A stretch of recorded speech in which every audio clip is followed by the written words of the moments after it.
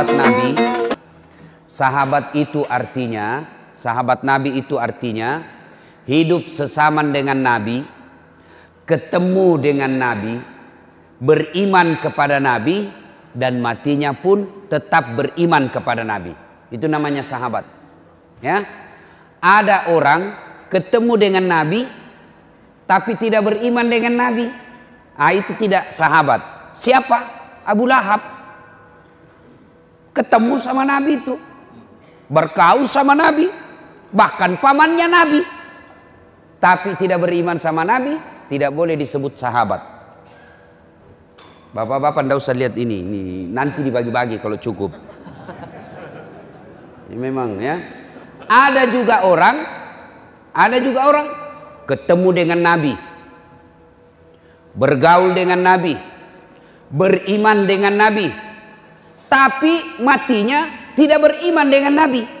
Dekna capuri deceng, berakhir dengan kafir, tidak bisa disebut sahabat. Siapa? Abdullah bin Ubay. Dia beriman sama Nabi, sahabat dengan Nabi, bertemu dengan Nabi, tapi terakhirnya murtad, keluar dari Islam. Tidak boleh disebut sahabat.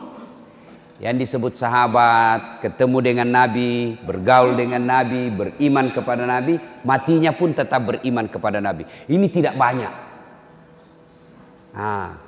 Sahabat ini bernama Alqamah. Bagus ibadahnya, di mana Nabi dakwah ada di depan. Kalau Nabi berjamaah di belakang ada Alqamah. Tapi anehnya ketika sakaratil maut tidak bisa syahadat. Dibimbing oleh Bilal, la ilaha illallah. Alqamah cuma bilang la, tidak, kaku bibirnya. Bilal lapor sama Nabi, ya Rasulullah, Alqamah madang ideknya oleh mas syahadat. Alqamah sakaratil maut tidak bisa syahadat. Tolong Anda doakan. Nabi bersabda, baik. Kenapa bisa? Nabi sekali agamanya itu. Kok bisa? Didoakan oleh Nabi, tetap tidak bisa. Nabi lalu bertanya, ada yang tahu rumahnya bapaknya? Sudah meninggal ya Rasul. Kau pergi cari mamanya. Pasti ada dosanya sama mamanya ini. Pergi kau cari mamanya. Cari, ketemu. Bilal berkata, Bu, sakaratil maut kodong itu anak, tak bisa syahadat. Mungkin ada dosanya sama ibu. Apa Nabi bilang ibunya? Ada apa nih? Kurang ngajar memang itu anak. Setengah mati aku hamilkan. Masya Allah, pernah kirasakan hamil? Pernah Pak? Itu di belakang itu.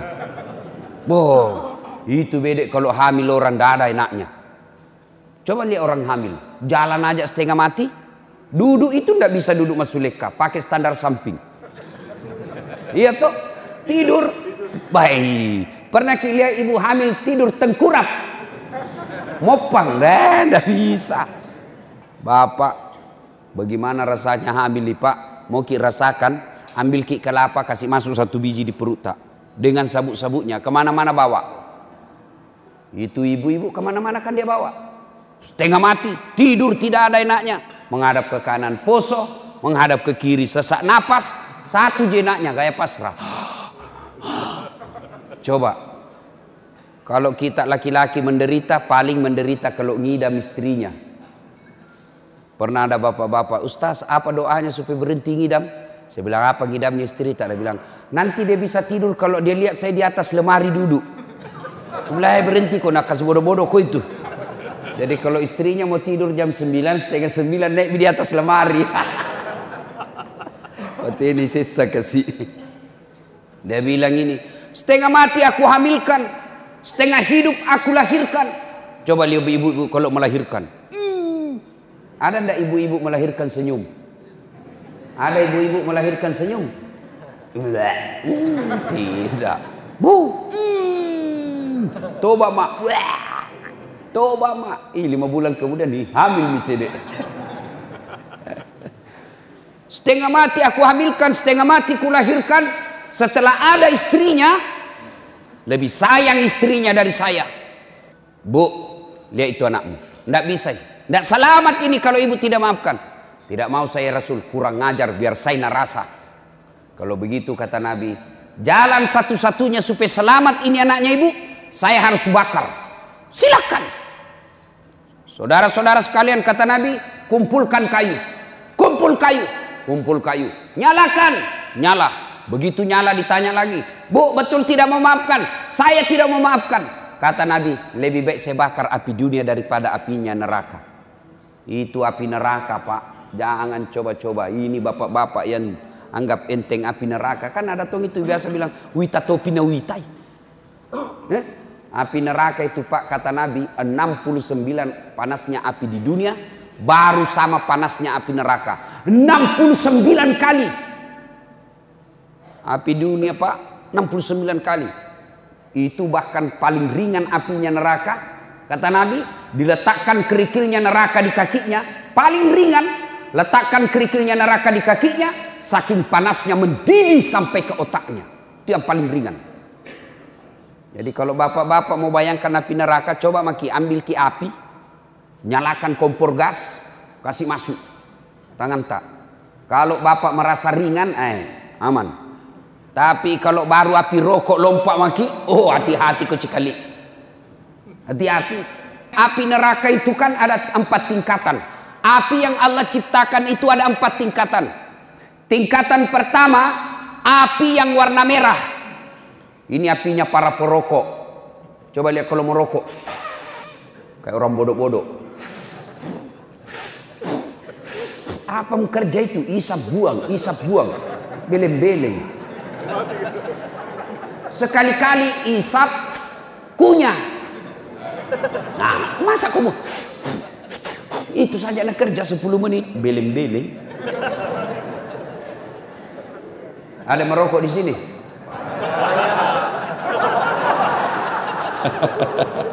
Minta maaf Pak, minta maaf. Biar ini bapak marah, bapak mau marah mau pulang sebentar. Bilang Nabi, lebih baik api dunia siksa kau daripada api neraka. Kau tidak bakal tahan itu api neraka. Nyala. Diangkat. Alqamah diangkat rame-rame. Kata Nabi, lempar. Lempar masuk api. Begitu mau dilempar, ibunya berteriak, tahan. Tahan. Jangan kau bakar anakku ya Rasul. Memang dia kurang ajar. Memang dia durhaka. Tapi sudah kumaafkan dosa-dosanya. Tidak ada artinya sakit hatiku ketimbang melahirkan dia. Tidak ada artinya sakit hatiku ketimbang hamil dia 9 bulan dalam perutku. Saya maafkan dia ya Rasul. Begitu dia bilang saya maafkan, Nabi berkata, letakkan, turunkan, turun. Pas turun, ditanya kembali ibunya, Bu, betul kita maafkan? Betul ya Rasul. Lalu Alqamah dituntun dan akhirnya dengan susah payah mengucapkan La ilaha illallah Muhammadar Rasulullah. Meninggal dunia. Apa hikmah dari kisah ini Pak? Sahabatnya saja Nabi, hidup sesaman dengan Nabi, didoakan langsung mulutnya yang Rasulullah Sallallahu Alaihi Wasallam tidak bisa selamat ketika sakaratil maut, menghadapi sakaratil maut dengan susah. Gara-gara apa? Durhaka sama ibunya. Ini kejadian lebih 1400 tahun yang lalu. 1400 tahun yang lalu. Apakah tidak ada sekarang seperti itu? Anak durhaka. Oh, lebih banyak lagi sekarang Pak. Anak-anak kita sekarang tinggi sekolahnya, tinggi tong kurang ajarannya. Bahkan saya baru-baru dapat Pak. Saya mau pergi taksiyah di Makassar. Mau pergi ceramah di Makassar. Tiba-tiba ada ibu-ibu menelpon saya. Assalamualaikum Ustaz. Waalaikumsalam. Sambil menangis ini ibu. Ustaz tolong cepat datang ke rumahku Ustaz. Tolong saya Ustaz. Saya bilang ibu kenapa? Tenang-tenang ibu. Dia menangis terseduh-seduh. Kenapa ibu? Dia bilang tolong Ustaz. Meninggal suamiku tidak tahu kamu urus bagaimana Ustaz. Mana anak-anaknya? Tidak ada anak-anakku Ustaz. Sibuk semua Ustaz. Saya sudah telepon tidak ada yang bisa datang. Ini kejadian sebenarnya. Lalu saya datang ke rumahnya. Saya batalkan ceramahku, saya suruh ganti orang. Menangislah ini di depan jenazah suaminya. Saya bilang mana anaknya, teleponnya, mari saya telepon. Dia kasihlah nomor telepon anaknya yang pengusaha di Samarinda. Pengusaha, banyak duitnya. Saya telepon anaknya. Tabek pak, ada berita duka, meninggal bapak tak. Apa dia bilang? Oh, sudah lama memang sakit itu bapakku. Saya bilang, jadi bagaimana deng? Ditunggu ki atau apa? Apa dia bilang? Sudahlah Ustadz, biar saya pulang tidak merubah keadaan. Biar saya pulang tidak hidup lagi bapakku. Banyak pekerjaanku di sini. Begini saja Ustadz, tolong kirim SMS-kan nomor rekening tak. Semua biaya pemakaman dan pengurusan jenazah bapakku kita yang ngatur. Coba, kaya ini anaknya, tinggi sekolahnya. Tapi karena tidak dididik agama dengan baik, seperti ini kejadiannya. Nauzubillah min dzalik. Saya baru-baru pulang dari Jepang. Saya kaget itu Jepang pak. Hampir setiap rumah ada anjingnya. Dan itu dipelihara anjing lebih mahal biayanya daripada anak yatimnya Indonesia. Ada restoran itu khusus kasih makan anjing. Datang itu warga ke Jepang, datang ke situ hanya untuk kasih makan anjingnya. Adalah saya tanya karena dia punya 4 anjing. Saya tanya, kenapa ndak ada anakmu ikut? Nah bilang ndak ada anakku. Ada istri, suami istri. Kenapa ndak bikin anak? Kenapa anjingku pelihara? Apa nak bilang? Kalau anjing saya pelihara, meskipun uangku keluar, paling tidak jadi hiburan buat saya. Sampai tua saya bisa main-main sama anjingku. Kalau anak setengah mati ku lahirkan, tua, nah kasih masuk ke panti jompo. Nggak ada gunanya pelihara itu anak. Coba. Kalau bapak tidak didik agama dengan baik anak tak. Tunggu mi. Nah kasih begini ki juga. Pak, ibu bapak yang saya muliakan. Ini yang saya ingin sampaikan. Pentingnya kita didik agama tak pak. Didik itu agama anak-anak tak. Apakah salah kalau dia anggota DPR? Tidak. Bagus kalau dia jadi anggota DPR. Tapi kalau tidak bagus agamanya, tidak ada gunanya nanti itu anak tak ketika kita mati. Apakah tidak bagus anak tak sekolah tinggi-tinggi, profesor, dokter? Bagus kalau anak tak tinggi sekolahnya. Tapi kalau tidak bagus agamanya, tidak ada semua gunanya itu gelarnya untuk kita nanti kalau mati. Apakah jelek kalau anak kita jadi pemborong kontraktor? Bagus kalau anak kita jadi pemborong kontraktor supaya dia kaya. Tapi kalau tidak bagus agamanya, tidak ada gunanya semua itu pemborong kontraktor. Nah, sekarang kenapa anak tak salah? Kenapa anak kita sekarang makin tinggi sekolahnya, makin tinggi kelasnya? Bandingkan zaman kita kecil dulu. Jangankan bicara kasar sama orang tua. Ipole wajo-wajona tomato-atap pimali pak. Mau ki lewat depannya orang tua tidak boleh kalau ada tamunya. Kalau ada tamunya bapak kita lewat, nah kasih bolak matanya. Lari maki. Sekarang kasih bolak mata tak pak. Apa nak bilang anak tak? Kenapa mata tak pak? Nah sekarang pertanyaan. Bagaimana cara mendidik anak? Silahkan baca buku pedoman pendidikan anak. Silahkan baca hasil-hasil riset orang-orang modern. Silahkan baca majalah buku tentang cara mendidik anak. Tapi bapak keliru dan sesat kalau tidak membuka Quran mendidik anak. Itu ada dalam Quran. Ada yang tahu?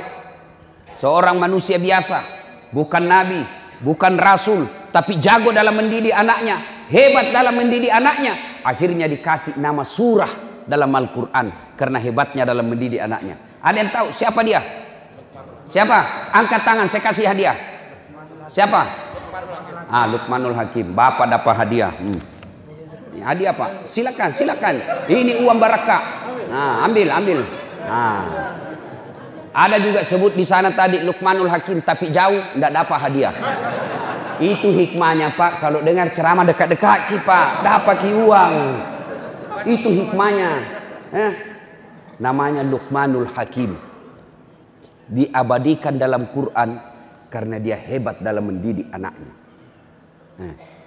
Bagaimana Luqmanul Hakim mendidik anaknya? Yang pertama dia didik anaknya apa? Ya bunayya la tusrik billah. Wahai anakku, jangan kau menserikatkan Allah. Yang pertama diajarkan anak kita akidah la ilaha illallah Muhammadar Rasulullah. Tiada Tuhan selain Allah, Muhammad adalah Rasul Allah. Itu dulu diajarkan. Bagaimana aplikasinya itu akidah?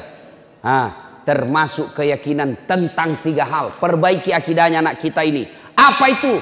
Nah, jodoh itu di tangan Allah. Nah, ajal itu di tangan Allah. Nah, rezeki itu di tangan Allah. Biar kau setengah mati, kau pakai akalmu, kau pakai kakimu, kau pakai tanganmu. Kalau bukan rezekimu tidak masuk ke kantongmu. Sebaliknya, biar kau tidak kerja keras, kau hanya buka toko sederhana, tapi karena rezekimu datang dari Allah, tidak ada yang bisa halangi kamu. Itu akidah.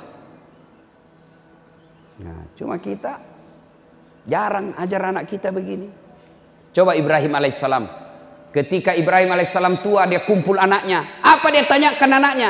Anakku, ma ta'buduna min ba'di. Nanti kalau bapak mati, nak apa kamu sembah? Kita kalau tua apa kita bilang sama anak tak? Nak, ma ta'kuluna min ba'di. Nanti kalau mati karena apa kamu makan? Saking makannya saja anak tak kita pikir. Padahal tidak ada orang mati kelaparan di sini.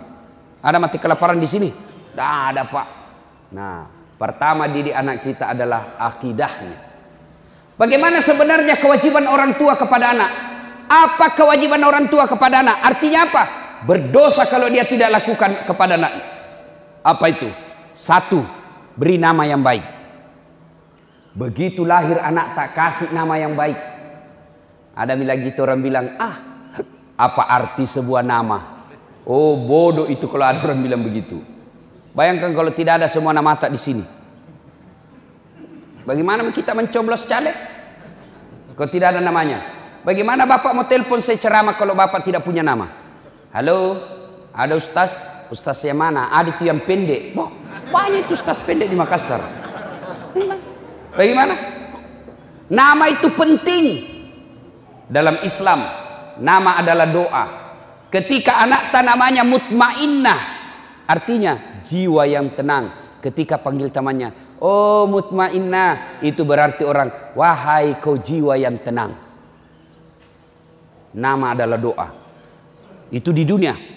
Lalu nama adalah identitas. Nama adalah ciri, tanda. Sebut nama tak, Pak? Bapak sebut nama, paling tidak ada 2 saya tahu. Siapa? Suku dan agama. Sebut nama tak? Nama Muhammad Margono. Islam. Jawa. Itu. Nama Bertus Magaluntung. Di sana tuh raja ini. Kristen. Dari nama bisa ditahu agamanya orang. Abdul Jabbar 99% pasti muslim. Ambot Dalle kan dalaka kalau orang Jawa. Mana ada orang Jawa namanya Ambot Dalle? Tidak ada itu. Kalau Jokowi ayah, Prabowo ayah, Margono, Susilo Wambamudiono, itu Jawa. Kalau Ambot Dalle, Bugis lah itu. Itu orang Bugis tidak mau kalah sama Udin sedunia. Pernah dengar itu Udin sedunia? Ada juga namanya Ambok sedunia. Ambok yang banyak rezekinya namanya Ambok Dalle. Ambok yang setiap berniaga untung terus namanya Ambok Upe. Ambok yang tidak pernah lolos kalau mencalek namanya Ambok Saka.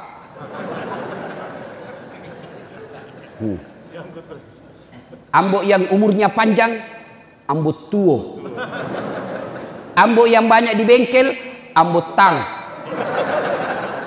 Ambok yang penjual berliang Ambok Intang.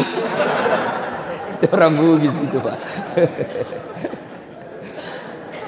Nama. Lalu apa kaitannya juga di akhirat kelak? Nama di akhirat kelak itu tujuannya apa? Ketika kita dikumpul di padang mahsyar, kan diadili satu-satu orang, Pak. Pernah kita rasakan mencoblos atau ngantri bayar listrik? Lama kita menunggu toh? Padahal itu masih di dalam ruangan. Ada AC-nya, loketnya ada 4. Masih lama kita menunggu. Bagaimana nanti kalau kita diadili dari Adam sampai kiamat dunia? Berapa miliar manusia satu loket? Dari Adam sampai kiamat satu loket. Kenapa satu loket? Hanya satu Tuhan yang adili kita. Maka dipanggil kita satu-satu. Di sini fungsinya nama yang baik. Siapa dulu dipanggil? Nenek saya duluan mati? Belum tentu. Siapa? Nama-nama Islam dulu. Abdul Jabbar, Abdul Rahman, Umar bin Khattab, Tariq Husler, Das'at Latif. Itu dulu dipanggil. Fatimah, Mutmainnah, Aisyah. Itu dulu dipanggil. Nama-nama Islam dulu. Joni, Tony, Ningsi, Nining, Joko. Di belakang kok. Dipanggil juga Pak, dipanggil juga tapi di belakang. Dipanggil juga Bapak, dipanggil tapi di belakang. Maka celakalah orang yang namanya tidak diislami Pak. Makanya orang tua kewajibannya kasih nama yang baik. Ada kawan saya, bagaimana namaku? Dicari di Quran tidak ada. Dicari di Injil tidak ada.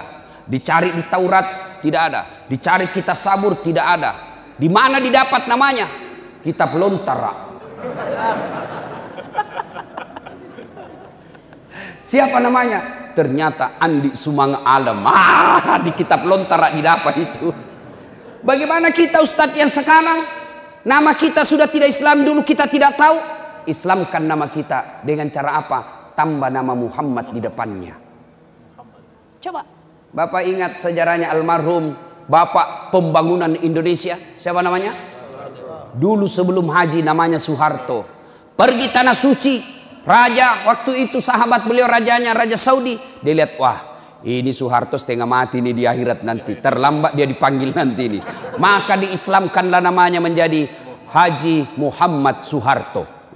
Bapak yang sudah terlanjur namanya Ambot Tang, kasih di situ Haji Muhammad Ambot Tang. Kalau perempuan, cintailah seperti istri para nabi, tambah Siti di depannya. Mengislamkan. Niatkan itu. Karena dulu kita tidak tahu. Ada kekeliruan ibu-ibu ini sekarang. Apa itu? Dia ganti namanya bapaknya setelah menikah. Itu haram. Tak boleh itu. Ini kita ikut-ikut budaya Eropa. Misal, istri namanya Naurah. Bapaknya namanya Nasrun. Bagusnya namanya Naura Nasrun. Tapi setelah dia menikah, biasanya kita ini. Setelah menikah, dia ganti namanya bapaknya menjadi nama suaminya. Setelah menikah nama suaminya Das'at Latif. Maka dia gantilah namanya menjadi dari Naura Nasrun menjadi Naura Das'at Latif. Haram. Bahkan hadis yang diriwayatkan oleh Muslim dijelaskan. Laknat Allah bagi mereka yang mengganti nama bapaknya di belakangnya. Laknat Allah. Kenapa tidak boleh Ustaz? Karena mengaburkan keturunan. Tidak ditahu. Jadi kalau misal itu kan Naura nama istri saya. Bapaknya nama Nasrun. Naura Nasrun. Tidak boleh menjadi Naura Das'at Latif. Tidak boleh. Kenapa? Begitu lahir namanya anakku. Saya kasih nama Nasirah Das'at Latif. Berarti saudara sama mamanya. Sama-sama Latif di belakang. Das'at Latif di belakangnya. Tidak boleh. Pernahkah Bapak dengar nama Khadijah diganti namanya di belakangnya Nabi Muhammad di belakang? Tidak. Khadijah tetap disebut Khadijah binti Khuwailid. Aisyah binti Abu Bakar Siddiq. Tidak boleh ganti-ganti nama suami itu. Boleh nama suami di belakang dengan catatan tambah kata. Misalnya Naura Nasrun, istrinya Das'at Latif. Boleh. Boleh. Jangan ikut-ikut Pak. Nah ibu bapak saudara-saudara sekalian, kasih nama yang baik.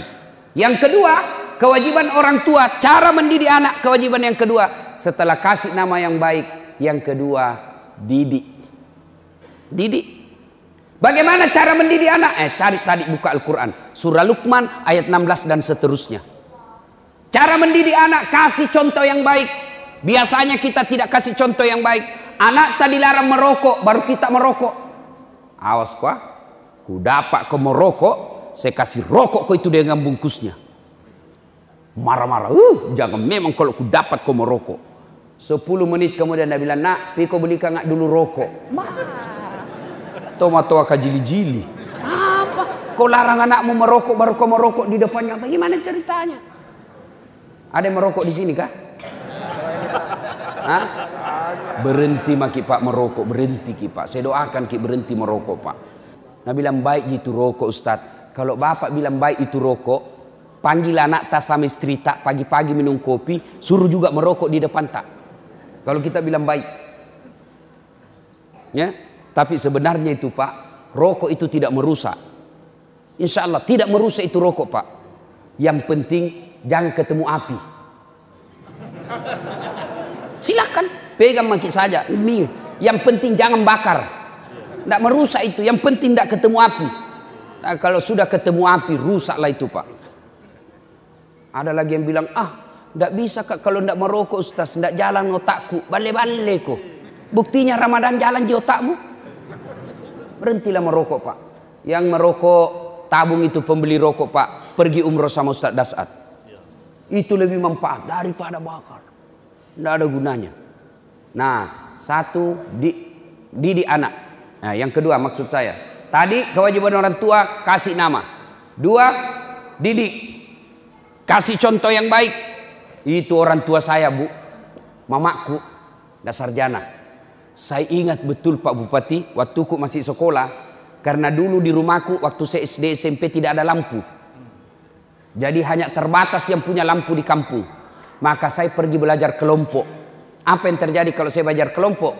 Itu mamaku natunggui kak di bawah rumah, padahal anaknya laki-laki. Kalau saya belajar dari jam 7 sudah isya sampai jam 9 di bawah rumahnya itu orang menunggu pak, padahal anaknya laki-laki. Kita anak tak perempuan pergi les dibiarkan begitu saja. Begitulah cara mendidik anak.